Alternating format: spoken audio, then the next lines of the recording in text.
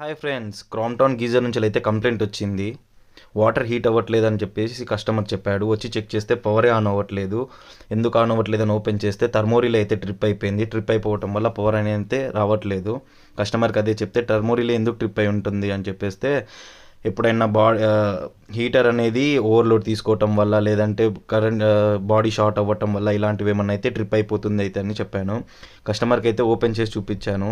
ఈ విధంగా హీటర్ చుట్టూ స్కేల్ ఫామ్ అవ్వటం వల్ల ఓవర్లోడ్ కరెంట్ ఎక్కువ తీసుకోవటం, ఓవర్లోడ్ అవ్వటం అవుతుంది. దీనివల్ల థర్మోరిలే అయితే ట్రిప్ అయిపోతుంది అని చెప్పా.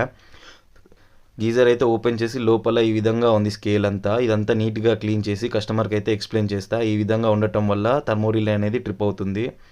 దానికోసం మనము 6 మంత్స్కి కానీ ఇయర్లీ కానీ అట్లీస్ట్ గీజర్ సర్వీస్ చేయించాలి, లేదంటే ఈ విధంగా అవుతుంది అని చెప్పా. స్కేల్ మొత్తం క్లీన్ చేసిన తర్వాత అయితే యాస్టీస్గా రీకనెక్ట్ చేసా. తర్వాత గీజర్ అనేది మంచిగా రన్ అవుతుంది.